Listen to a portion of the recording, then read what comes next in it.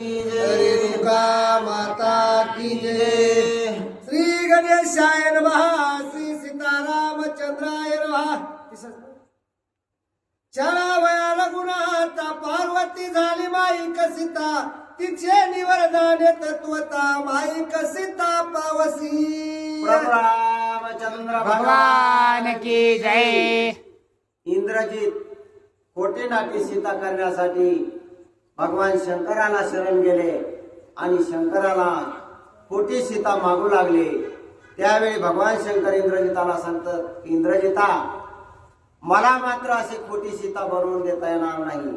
मी दिलेला मंत्र खरा आहे, परंतु खोट्या रूपामधील सीता मला बनवता येत नाही। तुला जर खोटी सीता पाहिजे असेल तर खोटी सीता पार्वतीला होता येतं, कारण मागे एकदा पार्वतीनं सीतेचं रूप घेतलेलं होतं आणि रामाला फसवण्यासाठी ती वनामध्ये गेली होती। त्यामुळं सीता कशी असते हे त्या पार्वतीला माहित आहे आणि म्हणून तू पार्वतीकडे जा। इंद्रजित पार्वती प्रार्थिता ते म्हणे म्याछळावा रघुनाथा, माईक झाले होते सीता त्याच्या घाता शिव चिंती। भगवान शंकराकडून इंद्रजित पार्वती मातेकडे गेलेले आहे आणि जाऊन पार्वती मातेची विनंती केली की माते मला खोटी सीता पाहिजे आहे आणि सीतेचं जे रूप आहे ते मला प्राप्त करून दे। त्यावेळी पार्वती सांगू लागलेली आहे की इंद्रजिता खोटी सीता होणं इतकं सोपं नाही। मी एकदा सीतेचं रूप घेतलं होतं आणि रामाला फसवण्याचा प्रयत्न केलेला होता। माझा सुद्धा त्या ठिकाणी छळ झालेला आहे, त्यामुळं तू खोटी सीता मागण्याच्या फंदामध्ये पडू नको। पुढीलाचे करिता चरण जो चरितो पावे मरण, इंद्रजित मारावया जाण मागे आपण माईक सीता। ज्याला छळण्यासाठी तू माईक सीता मागू लागलेला आहेस इंद्रजिता, तो साधा सुद्धा कोणी नाही। ज्याला फसवण्याचं काम तू करू लागलेला आहेस त्याला मी सुद्धा फसवण्याचं काम केलं। माझा सुद्धा छळ झालेला आहे, तसा तुझा सुद्धा छळ होईल आणि इंद्रजिता त्याच्यामध्ये तुझा प्राण जाईल। पार्वती म्हणे इंद्रजिता विनवनिया विश्वनाथाय, माईक मागतोसी सीता मरणावस्था तू झाली। इंद्रजिता अरे तू माईक सीता मागण्यासाठी भगवान शंकराकडे गेलास, भगवान शंकराने माझ्याकडे पाठवलं, परंतु इंद्रजिता तू जे काही माईक सीतेचा हट्ट धरू लागलेला आहेस ती माईक सीता तुझा घात करण्यासाठी कारणीभूत ठरणार। माईक न करवे श्रीराम कांता, माईक न करवे गा सीता, माया न चले श्री रघुनाथा, माया मर्दिता श्रीराम। अरे तू जी मायावी सीता मागू लागलेला आहेस आणि त्या रामाला फसवू पाहत आहेस, तोच मायेचा करता धरता आहे। माया बनवणारा तो आहे आणि मायेतून गुरफटणारा तोच आहे, त्याचप्रमाणे मायेतून काढणारा सुद्धा तोच आहे आणि त्याला तू मायेने कसा फसवू शकशील। माईक सीतेच्या स्वरूपता मी छाया छाडी न तत्वता, तिच्या का करिताची घाताओ इंद्रजिता मरसील। त्यावेळी इंद्रजिता तू काय कर, माईक सीतेचा नाद सोडून दे। माईक सीता नाईलाजानं मला तुला बनवून द्यावी लागेल। मी माझ्या सावलीची तुला सीता बनवून देईल, परंतु त्या माईक सीतेमध्ये तुझा घात ठरलेला आहे। का मागसी माईक सीता शोकवणी आहे सीता, जावो करी तिच्या घाता मग पुरुषार्थ कळे। पार्वती इंद्रजिताला म्हणू लागलेली आहे की इंद्रजिता अरे तू मायावी सीतेचा हट्ट का धरत आहेस? कशासाठी तुला मायावी सीता पाहिजे आहे? तुला सीता जर पाहिजे असेल तर प्रत्यक्ष सीता तुमच्या अशोकवनामध्ये राजा रावणाने आणून ठेवलेली आहे, ती खरी तू सीता घेऊन ये। तू मायावी सीतेच्या फंदामध्ये पडू नको। मारिता अशोकवनांत सीता करील वसमांत, ऐकोनी उमा हसत धिक पुरुषार्थ कपटत्वे। इंद्रजित सांगू लागलेला आहे की माते खरी सीता आमच्या अशोकवनामध्ये आहे, परंतु तिला जर हात लावला तर ती मला ताबडतोब त्या ठिकाणी जाळून मारेल। त्यामुळे मी खऱ्या सीतेला हात लावू शकत नाही आणि रामाला फसवण्यासाठी मला मुद्दाम खोटी सीता पाहिजे। माईक सीतेचे मागणे तू बैसलासी मरणा धरणे, उमा क्षोभे करोनी म्हणे जीवे प्राणे मरसी। इंद्रजिता, अरे तू माईक सीतेचा हट्ट धरलेला आहेस, परंतु माईक सीता तुला संपवणार आहे. माईक सीतेमध्येच तुझं मरण ठरलेलं आहे.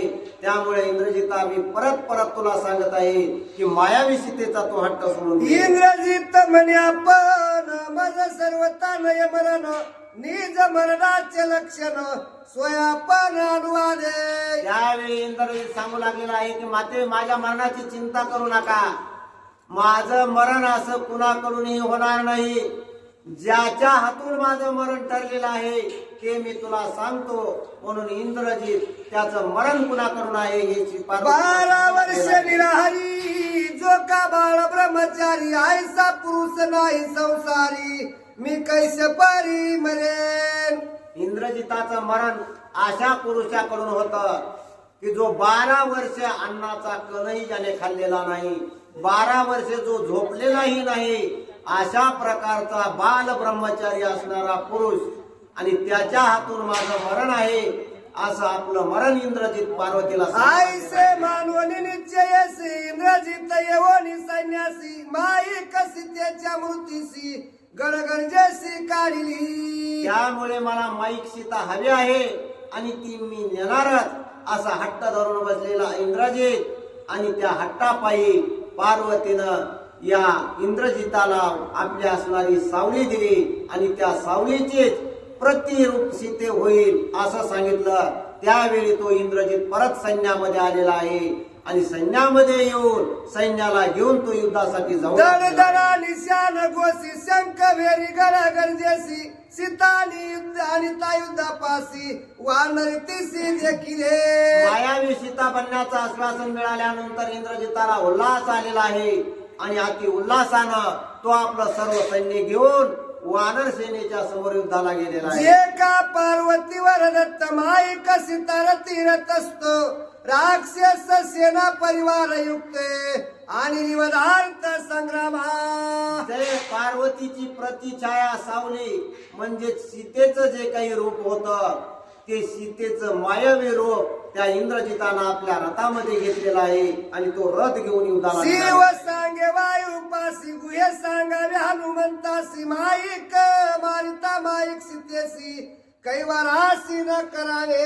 इकडे मात्र भगवान शंकराला चिंता लागलेली आहे की हा जर इंद्रजित ही खोटी सीता घेऊन हनुमंताच्या पुढे गेला आणि हनुमंताला जर काही खरी सीता वाटली तर हनुमंत याच्या बरोबर युद्ध करील, किंवा सीता याने जर मारलेली पाहिली तर हनुमंत शोक करेल आणि युद्धापासून माघार घेईल.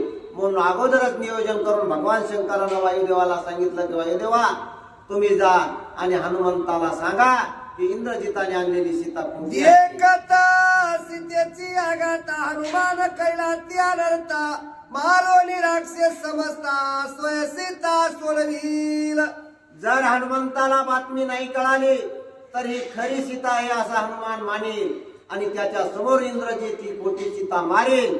त्यावेळी युद्धाला पेटून हनुमान असंख्य असे राक्षस मारेल, परंतु ते राक्षस खोट्या सीतेमुळे मारल्या जातील. वाल्मिक भाषानागत सिद्धी पावावे समजतो पार्वतीच्या वरदार्थे तो इतिहार्थ पाळावाय. आणि जर हा हनुमान युद्धाला पेटला आणि याने जर का इंद्रजिताला मारलं तर वाल्मिकी ऋषीने जे रामायणामध्ये लिहिलेलं आहे इंद्रजित लक्ष्मणाच्या हाताने मारणार आहे, हे सगळं खोटं होईल. हे खोटं होऊ नये म्हणून हनुमंताला जाऊन सांगा इंद्रजिताने आणलेली सीता ऐकोनी वायूचा वचनार्थ शिववाक्य वंदी हनुमंत पार्वतीच्या वरदार्थ प्रतिपाळित मारुती. भगवान शंकराचा निरोप घेऊन वायुदेव हनुमंतापाशी गेले आणि हनुमंताला सांगितलं की हनुमंता, इंद्रजिताने जी रथामध्ये आणलेली सीता आहे ही पार्वतीच्या वरदानानं मायावी असणारी म्हणजे खोटी असणारी सीता आहे.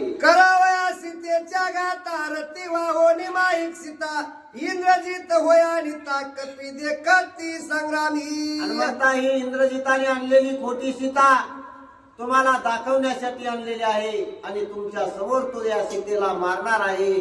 त्या सीतेच्या मारण्यामुळे तुमचं जे बळ आहे त्या बळाचं खच्चीकरण होईल, वानरा युद्धापासून माघार घेतील आणि मग राक्षस वानराला मारतील असा हेतू त्या इंद्रजिताचा आहे. इंद्रजिताच्या रथावरी माईक सीता सौभाग्य त्वरी भासता शेकवण्या परी जेवी खरी जानकी. आणि मग हा इंद्रजित त्या मायावी सीतेला घेऊन रथामध्ये या वानरासमोर आलेला आहे.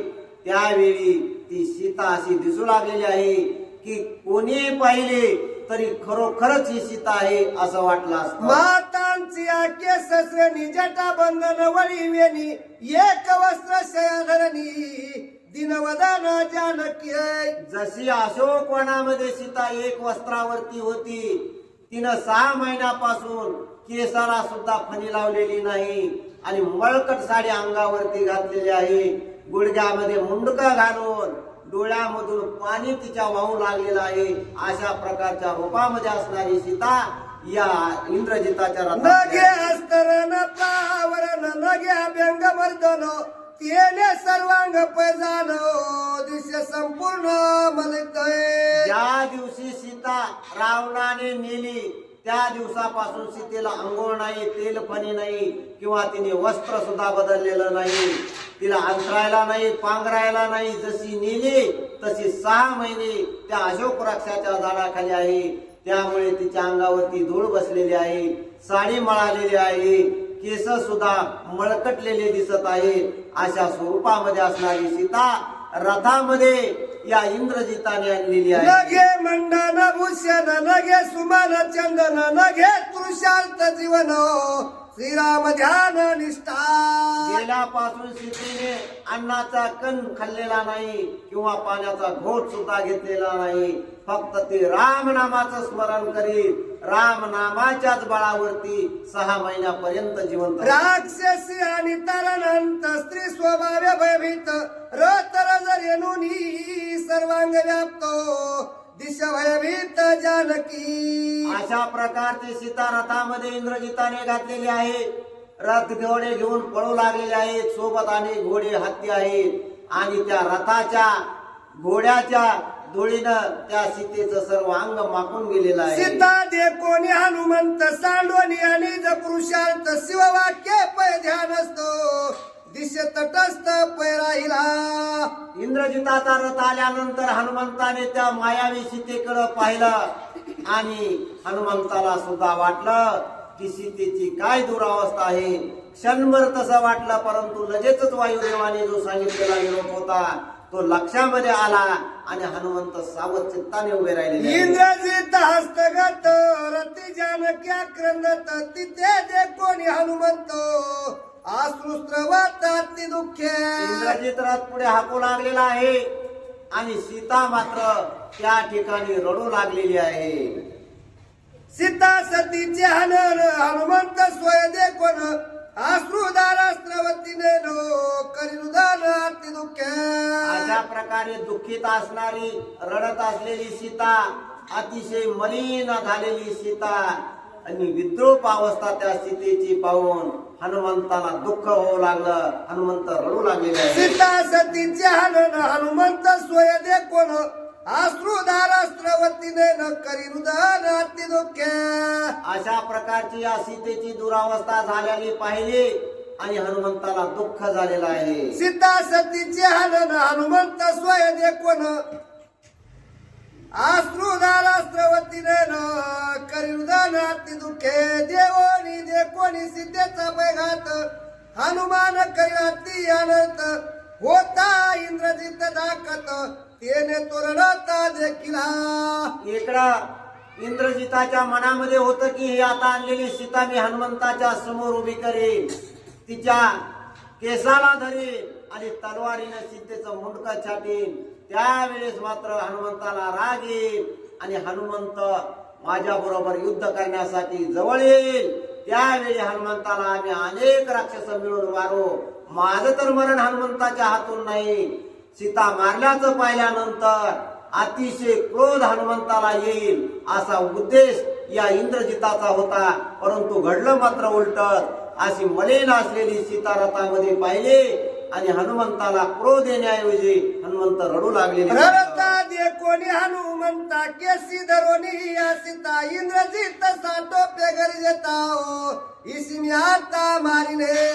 इंद्रजितानं पाहिलं हनुमान रडू लागलेला आहे, हनुमंताला क्रोध आला पाहिजे म्हणून इंद्रजिताने रथामध्ये बसलेली सीता केसाला धरून उचलले आणि त्या सीतेचं मुंडक तलवारीनं छाटलेलं आहे. ये तव मुख्य अवलक्षण इचे अंगी अशुभ चिन्ह इचे करिता पाणी ग्रहण होय रघुनंदन तिरुकी. ज्यावेळी सीता केसाला धरून उभी केली त्यावेळी इंद्रजित मोठ्यानं बोलू लागलेला आहे, म्हणू लागलेला आहे ही सीता असणारी अपशकुनी आहे, फुटक्या कपाळाची आहे, हिनं अनेक जणाला फार मोठ्या संकटामध्ये पाडलेला आहे.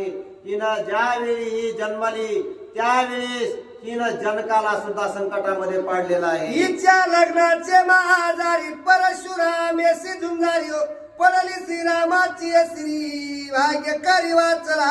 ज्यावेळी जनकानं हिचं लग्न ठरवलं त्यावेळेस सुद्धा या जनक राजावरती अनेक संकट आले आणि त्याच लग्नामध्ये शिवधनुष्य असणारं मोडून पडलं.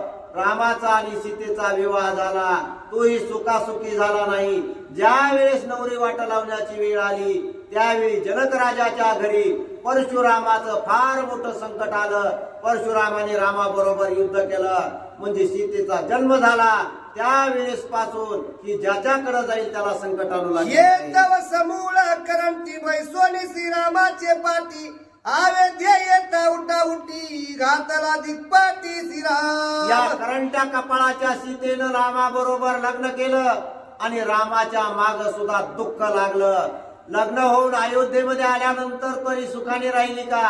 त्या ठिकाणी सुखानं तर राहिलीच नाही, परंतु रामालाच हिनं वनवासाला आणण्याची वेळ आणली. वना काढिता रघुनाथा जीवे मारिले दशरथा मुख्य मूळ ह्या नरता दुःखावस्था हिचेनी. वराणीच्या रामाला वनाला आणून हिचं भागलं नाही की वनाला आल्याबरोबर पाठीमाग दशरथ राजाला मरण आलं. किती किती दुःख हिनं ज्या ठिकाणी जाईल त्या ठिकाणी आणलेले आहे. करिता सीतेचे वरण गेले राजाचे मंडन सेवेला गोणी आपण होय वनवानी हिंदवी. ज्या रामाचा राज्याभिषेक करण्याचं ठरलेलं होतं, राजा बनण्याचं ठरलेलं होतं, त्याला ही करंट्या कपाळाची सीता आडवी आली आणि राजगादीवर बसण्याऐवजी वनवास रामाच्या वाट्याला आला. हिंदविता वनो वन नाही रसपान तनशयचे शयनोय अवलक्षण जानकी. राजा बनत असलेल्या रामाला हिनं वनाला आणलं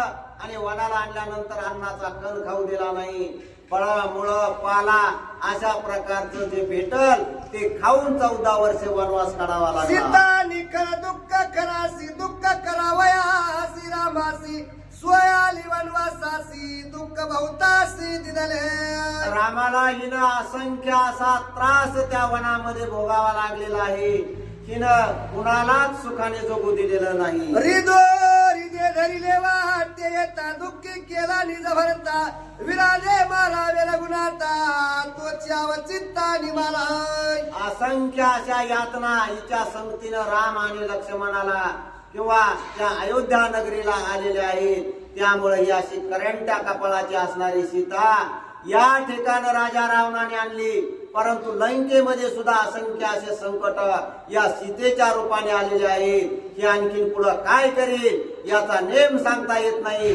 त्यामुळं मी काय करतो, हिला आता जिवंतच ठेवत नाही, तिचं या ठिकाणी मी मुंडक तोडून टाकतो. सीता स्वरूपे निकळ पाप सका लक्ष्मण नित्य निष्पाप त्यावरी घातला विश्वाप दुःख रूप जानकी. अहो हिने एकाला त्रास दिला का? भावाच्या कळवळीसाठी मदतीसाठी जो लक्ष्मण वनासाला सुखते आला त्या लक्ष्मणाला सुद्धा हिनं सुखानं जगू दिलं नाही. त्याच्यावरती सुद्धा अभिशाप घेतला, संशय घेतला आणि त्याला सुद्धा तिचे दुःख दिलं. जिथं जाईल त्याला ही त्रास देण्याचं काम सांगती सीता सुखे पंचवटी असता मृगा मागे धाडवणी व्रता दुःखावस्था ती घासी. अहो रामाचा तर हिनं किती छळ केला. वनवासाला हिच्या बरोबर राम आला, वनात सुद्धा हिनं सुखानं राहू दिलं नाही. हिनं आपल्या हट्टासाठी आणि चोळी शिवण्यासाठी एका हरणाच्या माग रामाला लावलं आणि रामाला हरणाच्या माग लावून त्या ठिकाणी सुद्धा रामाचा हिचे देखताची मुख लंकेशाशी लागली भीक हिच्या विलासे दशमुख परम दुःख पावालाय. रामाच्या मदतीला लक्ष्मणालाही हिनं वाईट वक्त बोलून पाठवलं. त्यावेळी माझ्या वडिलांना म्हणजे राजा रावणानं हिला उचलून पळवून आणलं आणि त्यावेळेस पासून लंकेमध्ये सुद्धा अपशकुन घडू लागले. ईशानी लंक्यांत लंका जळाली समस्त कुमारवीर कुंभकर्ण अंत मोदर प्रस्थ निमालिये. ही लंकेत आल्याबरोबर तिच्याच रूपानं तो एक वानर लंकेमध्ये आला आणि त्या वानरानं सगळी लंका जाळून भस्म केली. हे दुःखदायक मागी हे सुहद बंधू सभंगी हे मी मारी नरनंगनी खडग सवेची उचलिले. लंका जाळून सुद्धा तो गप्पा बसला नाही. माझ्या वडिलाच्या दाढी मिशा सुद्धा जाळल्या. माझ्या वडिलाचं तोंड वांग भाजावं असं करपून टाकलं. त्या माझ्या वडिलाच्या तोंडाची आग सुद्धा शांत झाली नव्हती तोपर्यंत माझे भाऊ चुलते अतिशय जवळचे नातेवाईक अनेक असे या करंट्या कपाळामुळे मरण काढोनी कोशा बाहेर पुसोनिया खडगधाराय बारावया सीता सुंदरा निशाचरा वेस.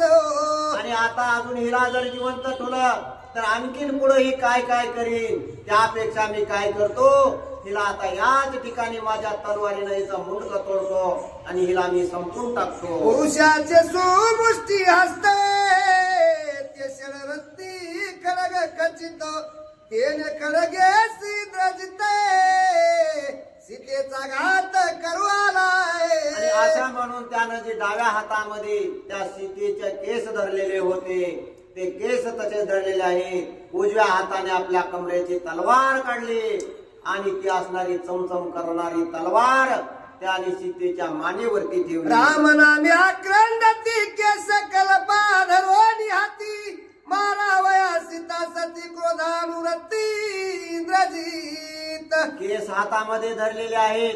तो त्या केसाला हिसके देऊ लागलेला आहे. हिला ठेवत नाही. हिला मी मारणार असं मोठमोठ्याने ओरडत आहे. त्यावेळी त्या मायावी सीतेला त्या केसाचा त्रास होऊ लागलेला आहे. केस ओढू लागल्यामुळे तिला दुःख होऊ लागलेलं आहे आणि म्हणून ती मायावी सीता रडू लागली की रामा अहो तुमच्या समोर हा इंद्रजित मला मारू लागलेला आहे. पहा मला कसा त्रास देतो. याच्या हातून मला सोडवा असं म्हणून ती रामाचा धावा सुरू शिवान्य लागलेली आहे. सांगे वायू पिता मित्य मायामय सीता इंद्रजित करीता घाता तू सर्वता भिवू नको. आणि हाच निरोप वायुदेवानं हनुमंताला सांगितलेला होता. इंद्रजित असं करणार आहे. त्यावेळी हनुमंता तू भिवू नको. ती असणारी मायावी सीता आहे. जन्म मरणातीत सीता तिच्या कोण करील घाता सीता माई कमारिता तू अनर्था करू नको. हनुमंता ही असणारी अजन्मा सीता आहे. जो अजन्म आहे त्याला मरण नाही. जन्मला त्यालाच फक्त मरण आहे.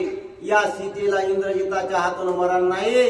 म्हणून हनुमंता इंद्रजिताने तिचं मुंडक जरी तोडलं तरी तू मात्र भिवू नको. मानोनी शिवाचे वचन दे कोणी सीतेचे हनन हनुमान मिथ्या करियुधन माईक लक्षण जाणोनी. अशा प्रकारचा निरोप भगवान शंकरानं वायुदेवापाशी सांगितला आणि वायुदेवाने तो हनुमंतापाशी सांगितला. इकडे इंद्रजित सीतेला घेऊन आलेला आहे. सीता रथामध्ये दिसत आहे आणि तिला पाहून हनुमंत रडत आहे. एकता सीतेची आघाता हनुमान करीता त्या कनकांता मारिता इंद्रजिता लंकनाता आणि समजता राक्षस. इंद्रजिताला वाटलं की सीतेची अशी अवस्था पाहून हनुमंताला क्रोध येईल, राग येईल आणि रागाने हनुमंत युद्धाला येईल. म्हणून हनुमंताने युद्धामध्ये पडू नये म्हणून वायुदेवाने निरोप सांगितलेला आहे. अशा प्रकारची ही सर्व कथा वायुदेवाने हनुमंताला सांगितली आणि मायावी सीतेपासून सावध राहण्याची कल्पना दिलेली आहे. काय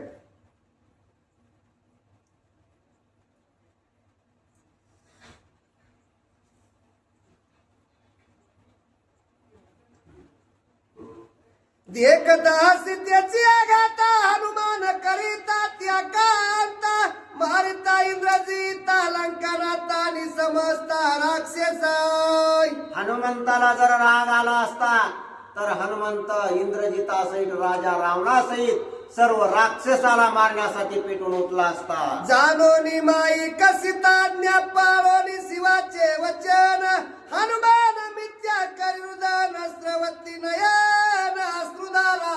आणि म्हणून वायुदेवानं हनुमंताला निरोप सांगितला आणि निरोप सांगितल्यामुळे हनुमंताला कळालं की ही इंद्रजितासोबत आलेली सीता मायावी आहे. आणि म्हणून हनुमंत युद्धाला न उठता ती मायावी सीता पाहून रडू मुख्य लागले. शिवाचे वचन सांगून गेला पिता पवन ते हनुमंते पाळून मिथ्या हृदय करीत असे. वायुदेवानं निरोप सांगितलेला आहे. वायुदेव हनुमंताचे पिता आहेत. वडिलाची आज्ञा मानणं हे आपलं कर्तव्य आहे. आणि भगवान शंकर हे आपले दैवत आहेत. म्हणून दोघाचाही भरवसा हनुमंताला आहे. आणि म्हणून हनुमंत रडू लागले. मारिता दे कोणिया सीता हनुमान करीला ती अकंता ऐसा इंद्रजित दाखत होता तो कपी रडता देखील. इंद्रजिताची मात्र अशी अपेक्षा होती की मायावी सीतेला पाहून हा हनुमान युद्धाला पिटून उठेल. परंतु त्याच्या अपेक्षेचा भंग झालेला आहे. हनुमंत मात्र त्या सीतेला पाहून रडू लागलेले आहे. रडता दे कोणी हनुमंत इंद्रजित झाला उल्हासित रणरंगी स्वय गरजत निज पुरुषार्थ अनुवादे. इंद्रजिताला वाटलं बरं झालं हा हनुमंत लढायला पुढे येण्याऐवजी याचं बळाचं खच्चीकरण झालेलं आहे. याच्या अंगामध्ये आता शक्ती राहिलेली नाही आणि म्हणून हा रडू लागलेला आहे. सीता सोडवणे हे तसळी बांधोनी असेत लंकेला श्री रघुनाथ सुग्रीवयुक्त सैन्य. आणि इंद्रजिताला वाटू लागलं की सीतेला सोडवण्यासाठी तर हा सगळा खटाटोप झालेला आहे. सीतेची सोडवणूक करण्यासाठी रामानं सुग्रीवाबरोबर सख्य केलं. वानर सेना जमा केली. वानर सेना घेऊन या 400 कोस असणाऱ्या समुद्रावरती पूल बांधला. उड्डाण करून हनुमंतानं सीतेचा शोध घेतला आणि शोध जाऊन सांगितला. सर्व वानर सेना लंकेमध्ये आली आणि युद्ध करू लागली. की कशासाठी तर या सीतेला सोडवून न्यायचं म्हणून. हे जनक द्विता सीता ओळख तू हनुमंता इच्छा करतो मी घाता तुझं देखता संग्रामी. अरे हनुमंता एवढं जे तुम्ही कष्ट केलेलं आहे एवढं जे तुम्ही संकटावरती संकट तुम्ही झेललेले आहे ते फक्त या सीतेला नेण्यासाठी ना तर हे सगळं मी तुमचं साफ पाण्यामध्ये बुडवणार आहे. की तुम्हाला जी सीता पाहिजे होती ही सीता मी तुम्हाला नेऊ देणार नाही. या सीतेला मी आता तिचं मुंडकं तोडून मारणार आहे. बारीता जानादी तुझा घेईन प्राण व्रता करू नको रुदन आले निदान हनुमंता. हनुमंता राडक्या आता रडत बसू नकोस. तुझ्या समोर मी या सीतेचं मुंडकं कापतो आणि सीतेचं मुंडकं कापून मी शांत बसणार नाही. लगेचच तुला सुद्धा मी मारणार. आधी तुझा घेवणी प्राण मग मारीन राम लक्ष्मण अंगल सुग्रीव राजे जानो वानर गानवली. आधी मी या सीतेचं मुंडकं कापेन मग तुला मारीन आणि त्यानंतर राम मारीन लक्ष्मण मारीन सुग्रीव अंगद एक एक सगळे वानर मी मारणार आहे. विभीषण आमचा चुलता परी पेटला आमच्या घाता कैचे साधुत्वया त्याचे माता तोही मी आता मारीन. अरे सगळे वानर मारून सुद्धा मी शांत बसणार नाही. आमचा चुलता घर का भेदी लंका ढावी असणारा विभीषण त्याला सुद्धा मी सोडणार नाही. त्याला सुद्धा मी मारणार आहे. हनुमंतासी निर्भत सुन इंद्रजित करिता गर्जन शिववाक्य प्रतिपालन धरिले भवन हनुमंते. अरे ज्यावेळी तू सीतेचा शोध घ्यायला आला त्यावेळी फाळ बळ दाखवलंस. फार मोठा पराक्रमी आहेस असं दाखवलंस. आणि आज मात्र आम्हाला कळालं की तुझं बळ किती आहे. अरे राडक्यासारखा तू रडत बसलास. बाईला सारखं तू रडत आहेस. आता कुठं तुझं बळ गेलं हे पहा, तुझ्या समोर मी सीतेला आता इंद्रजित मारतो. मारिता बाई कसिता तू न करावे पुरुषार्थ सांगोनी गेला पवन पिता तेही तत्वता प्रतिपाळी. हनुमंताने मात्र वायुदेवाने जो निरोप सांगितलेला आहे की इंद्रजिताने ती सीता जरी मारली तरी ती कुटी आहे, तू काहीच त्याला प्रतिसाद देऊ नकोस, हे वचन मात्र हनुमंताने पाळलेलं निवांत आहे. देखोनी हनुमंत तव तव इंद्रजित गर्जत माईक सीतेचा करावया घात खरगात घातलाय. वडिलाचं आणि भगवान शंकराचं वचन पाळण्यासाठी हनुमंत फक्त पाहत आहेत आणि सीतेला पाहून रडत आहेत. जसे जसे हनुमंताला रडू येत आहे तसा तसा इकडे इंद्रजिताला चेव येऊ लागलेला आहे आणि मोठमोठ्यानं इंद्रजित हनुमंताला बोलू लागलेला आहे. सीतारण तपळा तरा मना व्याक्रंदात तिचे झोटी सघालोनी हात खळग तुळीत इंद्रजित. इकडे सीतेच्या केसाला तो झटके देऊ लागलेला आहे. तो सीता रडू लागलेली आहे, रामा मला वाचवा, हनुमंता या दुष्टापासून माझं संरक्षण करा असं म्हणून सीता रडत आहे. माईक सीता द्वाराती उल्हास निशाचर आश्मनी सीत खळग झाला सीतेच्या शिराचे दिले. आणि असं म्हणून इंद्रजिताने उजव्या हातात जी तलवार होती त्या तलवारीनं सीतेचं मुंडकं कापलेलं आहे. मी जगाली ती यज्ञ पवित्र तैसा करिता शस्त्रघात माईक सीतेचे पै प्रेत नदीचे व्यक्त रणरंगी. अशा प्रकारे सीतेचं मुंडकं इंद्रजिताने तोडलं आणि ज्यावेळी सीतेचं मुंडकं तोडलं त्यावेळी सीतेचं मुंडकं हे गुप्त झालेलं आहे आणि तिचं शरीर सुद्धा गुप्त झालेलं आहे. नाही रथावरी शिर नाही दरेवरी शरीर अवघे झाले निराकाराचार्य थोर सुरसिता. ज्यावेळी इंद्रजितानं मुंडकं तोडलं त्यावेळी संपूर्ण सीता मायावी असणारी गुप्त झालेली आहे. रथामध्येही तिचा धड दिसत नाही किंवा तोडलेलं मुंडकं सुद्धा इंद्रजिताच्या हातात दिसत मारिता नाही. दुराच्या सर्पासी